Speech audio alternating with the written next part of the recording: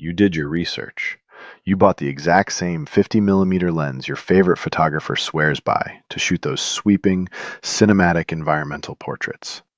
But when you mount it on your camera and look through the viewfinder, the shot is tight, cramped, and missing the edges. You didn't buy a defective lens. You aren't doing the math wrong. The problem isn't your lens, it's your canvas. You're just caught in the crop factor trap. I'm Dale Sinclair, and today we're fixing that framing frustration. We're going to open the dark box of your camera to understand sensor size, the math behind the crop factor, and what your lens is actually seeing when you press the shutter. To understand the digital sensors we use today, we have to look backward. For decades, the gold standard for visual storytelling was 35mm film. That single, rectangular frame of plastic became the baseline for how we measure lenses. When the photography world transitioned to digital, manufacturers created digital sensors to match the exact physical dimensions of that old 35mm film frame. We call these full-frame cameras. If you put a 50mm lens on a full-frame camera, you get a 50mm field of view. It behaves exactly the way the math says it should. But full-frame sensors are expensive to manufacture, so camera companies introduced smaller sensors to make gear more accessible. The most common is the APS-C, often just called a crop sensor. Think of your lens like a movie projector, and the sensor inside your camera is the projection screen. A full-frame sensor is a massive screen that catches the entire movie. A crop sensor is a smaller screen placed in the exact same spot. It still catches the crisp center of the projection, but everything outside that smaller frame simply never reaches the sensor. The lens isn't magically zooming in. It is projecting the same image it always does. Your smaller sensor is simply cropping out the edges. This completely changes the way your glass behaves in the field, creating what we call the wide-angle penalty. Think about landscape photography.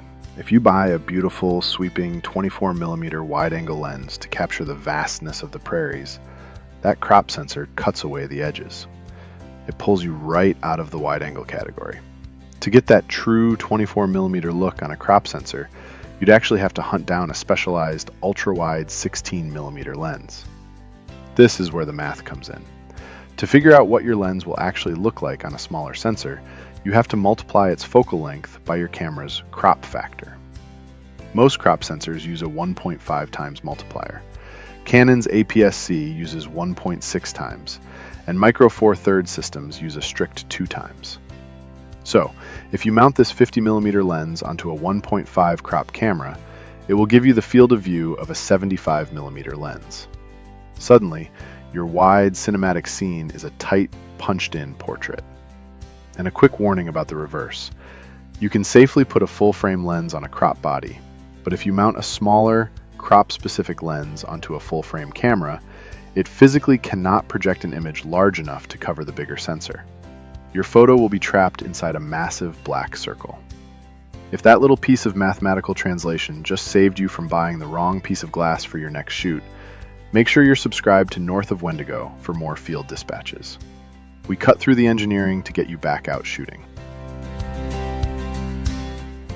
Understanding this math isn't just about buying the right lens. It completely changes your creative trade-offs in the field. Every sensor size comes with distinct advantages and penalties. Let's talk about the resolution tax. Think of the individual pixels on your sensor as buckets catching rain, only they are catching photons of light. Because a full-frame sensor has more physical surface area, its individual pixels are usually larger. Larger buckets catch more light with less effort, which means cleaner shadows and smoother gradients.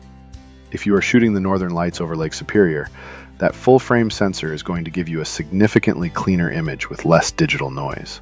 But it also changes the geometry of your focus. When you use a crop sensor, you physically have to stand further back from your subject to get the same framing as a full-frame camera. By changing that distance, you naturally increase your depth of field.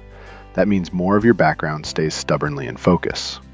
If you're shooting a portrait on the bustling streets of Old Montreal, and you want to completely blur out the distracting crowds behind your subject, a full-frame sensor gives you a distinct optical advantage. It isolates the subject with a shallow, creamy background far more easily. But bigger is not automatically better. The professional code dictates that we don't judge the validity of the frame by the size of the silicon that captured it. In fact, smaller sensors have a massive tactical advantage. Let's put this into practice on the trail.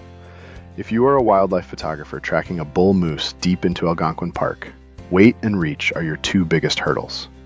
A full-frame 600mm lens is the size of a bazooka. It requires a heavy tripod, it demands a gimbal head, and it costs as much as a reliable used truck. Carrying it for 10 kilometers will physically break you down. But if you mount a much smaller, significantly cheaper 400mm lens onto a 1.5 crop sensor camera, the math suddenly works in your favor. 400 times 1.5 gives you a 600mm equivalent field of view. You get the exact same reach for half the weight and a fraction of the cost. You stay mobile. You can shoot handheld. The crop factor isn't a penalty here, it's a tactical tool. You just have to know which direction it's pulling your glass. So here's your assignment for this week. It's time for the field of view walk-around. I don't care if you have a massive full-frame flagship camera, an entry-level crop sensor, or an old Micro Four Thirds rig you bought at a pawn shop. Grab your camera and your favorite lens. Walk outside and find a static, human-sized subject. A mailbox, a fence post, or a distinct tree trunk. I want you to look through your viewfinder and move your feet until that subject fills the frame perfectly from top to bottom. Once you have the shot, lower the camera.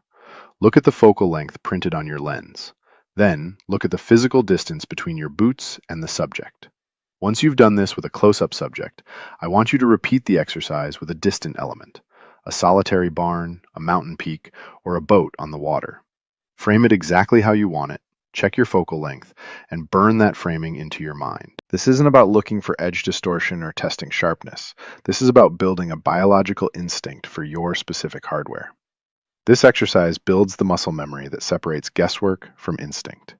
The path to success is knowing your gear so intimately that when the light breaks through the clouds and a subject steps into the clearing, you don't have to guess where to stand. You will know exactly how much of the world your camera is going to capture before you even lift it to your eye. Your camera is a light box, and the sensor is simply the canvas inside it. Whether you are working with the massive light-gathering power of a full frame or the lightweight, tactical reach of a crop sensor, the size of the silicon doesn't dictate the quality of your story. It just dictates which brush you pull out of your bag. Next time, we're going to step away from the gear for a moment and focus on active observation, how to truly think like a photographer. I'm Dale Sinclair. Always know the strengths of your canvas, and I'll see you on the path.